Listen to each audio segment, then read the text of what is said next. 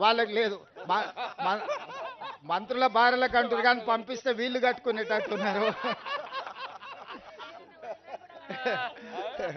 So అట్లా మరి సీతక్క అదనంగా మంత్రులు ముఖ్యమంత్రి గారి కుటుంబాలకు కూడా ఒకవేళ చీరలు అందిస్తా అంటే నాకేం అభ్యంతరం లేదు.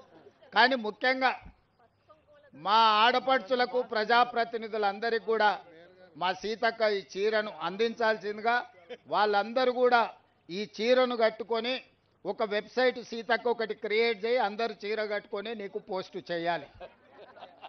వీళ్ళే బ్రాండ్ అంబాసిడర్లు. ఆ, ఇక్కడ ఆర్థిక మంత్రి మన రెవెన్యూ శాఖ మంత్రి గారు సూచన చేసిండ్రు, బానే ఉంది. మంత్రులకు ఎమ్మెల్యేలకు పంపించేదానికి వాళ్ళ దగ్గర బిల్లులు వసూలు చేయమని. సో వాళ్ళందరికీ మా మహిళా సంఘాల వాళ్ళు అక్కడ శిల్పారామంలో మనం 3.5 ఎకరాలు ఇచ్చినాం కదా,